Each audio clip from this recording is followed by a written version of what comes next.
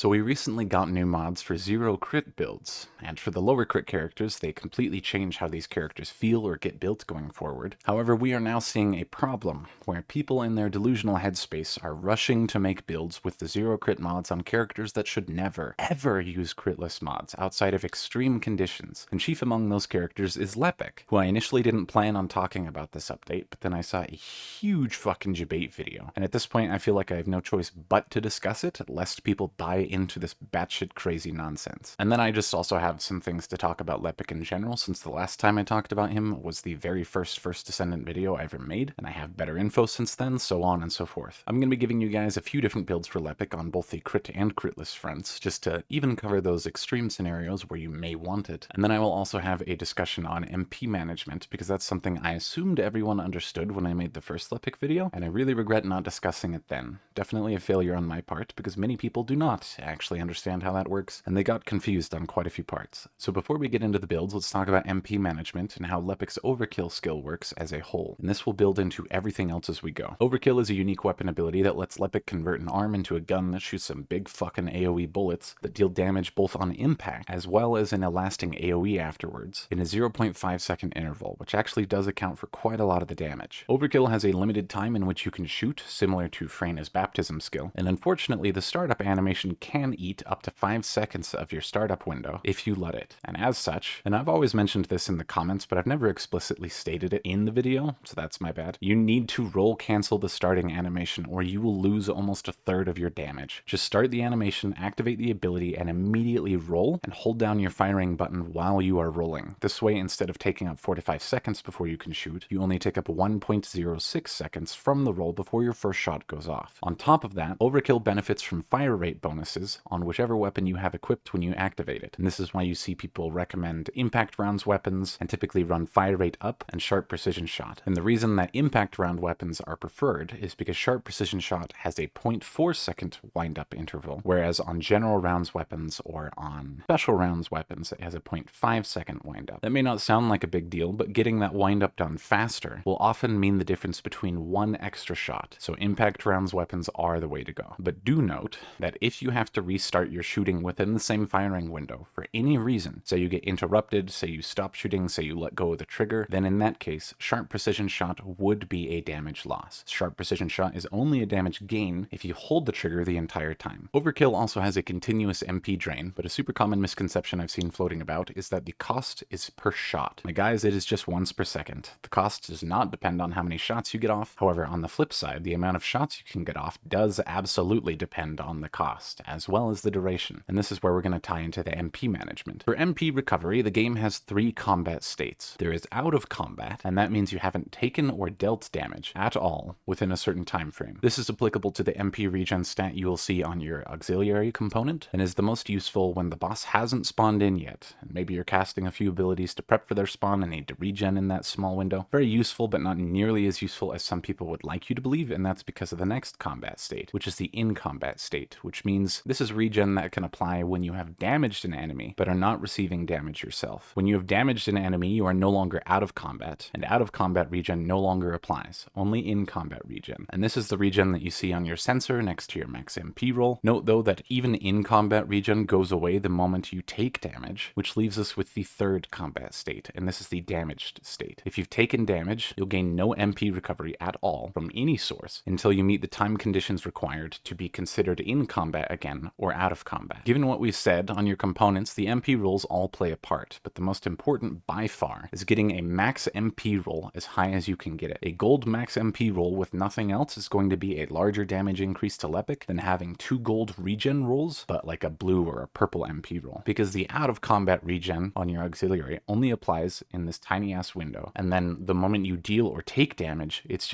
over. The MP in combat roll on your sensor is still pretty important, as if you're able to avoid taking damage, this is still going to be a fair bit of MP recovered. But again, it is not nearly as crucial as people would like you to believe, and it's really unreliable, since when you're in the overkill state, you lose all of your move speed, and are more or less a sitting duck for enemies to shoot, unless you jump through a lot of hoops to avoid taking damage. Now, more MP will obviously directly boost your shot count possible, but even that can be limited if you don't have enough duration. Duration is extremely helpful in terms of damage increases too, since it can boost the duration of your lingering AoE cloud, but there are times when overcommitting to duration can cuck your damage more than you'd think. And to tie into that, let's talk about the Denny's build and nip this in the bud before people start thinking he's right. In his vid, he basically repeats the argument for zero crit builds that I made in the Freyna video, claiming the kills are more consistent and reliable due to little variance with no crits, makes a bunch of claims about the math he doesn't understand, while at least admitting he doesn't understand it, and then proceeds to show in his own video that he still makes Swampwalker Frenzy on his zero crit build. If we ignore his gross misunderstanding of the math, the problem here is that that's a load of shit for two huge reasons. The first of which is that even on an averaged perspective, crit Lepic still does more damage per shot, and over the AoE field, than zero crit Lepic even with more duration, as well as can do more damage with less shots in a shorter time. Zero crit Freyna shits on crit Freyna, because zero crits Freyna is quite a bit higher than crit Freyna's average, on the same amount of shots in the same duration, and not only is her total damage higher in those conditions, her DPS is higher too. These are two very different scenarios. The second reason, which just further increases my reasoning on why these are very different cases, Freyna can aim and avoid hitting weak points to avoid adding Frenzy unnecessarily. And since Freyna has no AoE to cuck your Frenzy buildup out of the blue, that's why she gets to have guaranteed consistent results over the crit build for her. Lepic, however, is anything but consistent, because Lepic's AoE on impact can not only hit the core, but also other weak points. And which weak point it hits, you have zero control over. I've shot Pyro in the chest before and somehow broken off his shoulder weak points. The method by which the game determines which weak point takes the damage of his AoE is a complete fucking mystery. And if anyone ever figures that out, then let me know. Because dudes, it does not matter if you're crit or critless on Lepic. You're still going to be gambling in order to see if you can manage to do all of your damage before Swampwalker will Frenzy normally or by standing back up. And since the critless build needs every lick of damage in order to kill Swampwalker, assuming you don't miss any of your shots, and only if you're lucky enough and don't pop the core cover early, wouldn't you rather just kill Swamp in 12 to 15 shots instead of praying to God you don't get interrupted while trying to get off all 18 shots on the critless build? The argument of consistency only works if it is actually consistent, guys. And Lepic not only has too high a crit rate to make that valid on the damage perspective, but mechanically he just doesn't work the same way as Freyna in order to have that be a legitimate argument. I understand the zero crit mods have been super fucking cool for a lot of the underdog characters, as we have discussed in all of my prior videos for this patch, but holy fuck, we need to stop forcing things where they don't fit. Anyways, rant is done. Let's talk about some builds, yeah? Starting with the generalized boss crit build.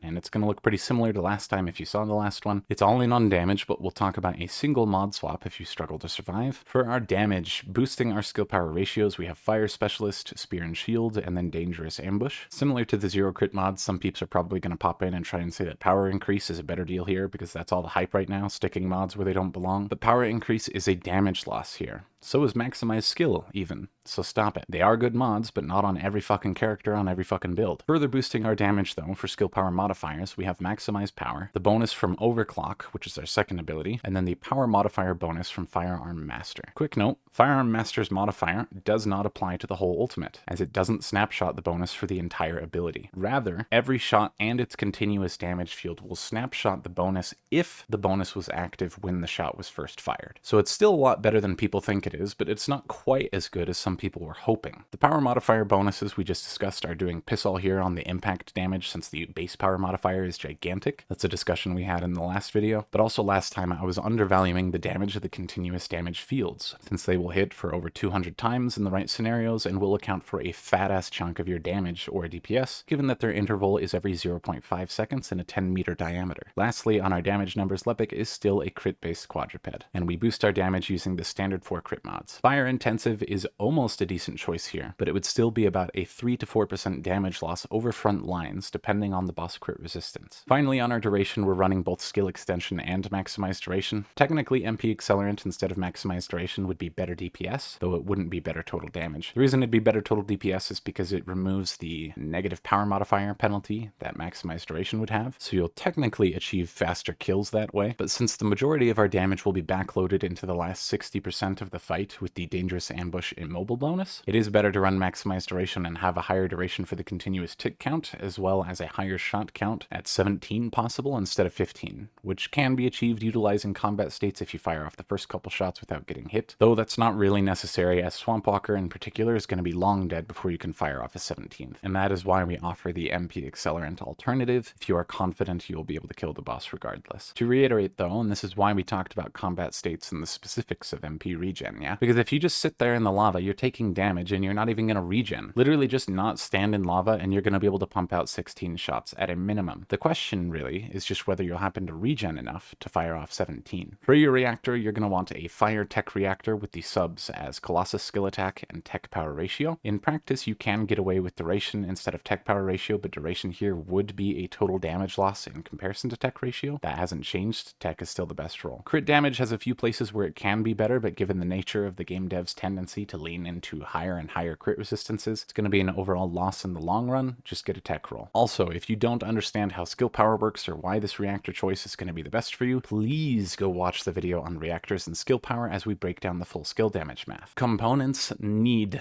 to be the Slayer set. I do not care what crazy people tell you about the cost penalty, because legit, what else is there, guys? If you run Annihilation, it's a damage loss. If you run Volcanic, it's still a damage loss. And also the base power ratio bonus from Volcanic doesn't even apply. So you'd only be running it for the firepower ratio. And even if the base power ratio bonus worked, it'd still be a damage loss. Slayer wins every time, and anyone telling you otherwise drinks bagged milk, listens to lo-fi, and thinks Jabra is a good character. The component subs need to be as follows, with max MP roll on your sensor being key to the build, given what we'd said earlier. Regen is nice, but you need the MP space to regenerate it to begin with. For mod swaps, there aren't really any. I've come to believe that we just don't need survivability on Lepic bossing, especially if you have a max HP roll on your auxiliary. You have to try and make Swampwalker kill you, so if you're really struggling with surviving, maybe your build isn't complete yet, I don't know, just take off Firearm Master. You are going to lose a bit of damage in the first several shots, but you'll gain an invulnerability phase when taking fatal damage. But after blasting bosses off the map for long enough, it really is just a waste to slot any HP in there. Just take full damage and run with it. For a general mobbing build, we're leaning all in on range. The grenades only have a 200% range cap, so only one range mod actually does anything for them, but the Sucky Suck grenade has a range cap of 300%, and if the map hasn't already been murdered by a Contagion Freyna in your team for a 400% dungeon, you will at least be able to bundle enemies together before throwing a grenade at them. To help reduce costs, we're bringing MP Collector and Maximize Conservation with an optional slot, if you happen to have the capacity for it, with Regenerative Braking, which is just a mod that makes it so you have a chance to gain MP back whenever you cast a skill. Though it is not required, it's just a cherry on top. For damage, on power ratios, we just have focus on fire and fire amp, and for power modifier, we only have focus on fire. Given the focus mods we just mentioned, we also have MP conversion for a shorter cooldown on the nades and the Sucky Suck. We do have 2 HP mods just because I personally found myself preferring them in the boss fights of the 400% dungeons, but having both is just a comfort thing, and you can probably kick one of them to the curb to fit in something like Nimble Fingers for an even shorter cooldown on your grenades. You're never going to compete with Freyna in terms of ad clearing in the 400%, so if you do get matched with them, just be content to enjoy the free ride until the boss room, because that's where you'll be able to do anything. Lastly, and this is a weird one, and it's not one I'd recommend, because there are just better characters to bring to these fights, because it's pretty much just meant for Deathstalker or Gluttony in a scenario where you're not going to be able to guaranteed one phase them on the crit build with your support team. But the idea here is more just convenience in these fights, where you can't rely enough on Dangerous Ambush to give you any meaningful boost, and building into stuff like max power or max skill would cuck your cooldowns hard enough that there's no point in bringing Lepic anymore. So with this setup, we have a much shorter cooldown on your 4th skill, and we plan on having a gap between using it, just not a huge one. We build into cost, as on the later fights, you're almost never going to get an overkill cast off without getting hit, meaning you're barely going to regen. This way we can still get all of our shots off at 17 total. There is a way to build into a full damage critless build, and I'm sure some people will try to say that's a good idea here, but holy shit guys, no it is not. You can eke out more total damage in a single cast, but your cooldown is going to be so long that it won't be usable in the entire rest of the fight. The fight will just be over, and you'll have had 2 to 3 damage windows to use your skill in, but you'll only have gotten to fight in 1 damage window while holding your dick in your hands for the other 2, because your cooldown fucked you, and anyone else would have been a more meaningful addition to this fight over Lepic. So if you do use critless Lepic for later fights, you cannot build into full damage, otherwise you are trolling yourself. Fire Syncytium is a flex slot here though. If you need more cooldown, you can slot it there. If you need more HP, you can still slot it there. Whatever you need, that's the replacement. And then I don't really know what else to say. Lepic is still stupid stupid strong and has one of the highest total damage potentials in a single skill cast right next to Kyle. I guess if I had one thing left to mention, it's that please for the love of fuck, can we stop calling these mods Sensitium or Sensinctium? Because Jesus Christ, guys, it is Sensitium.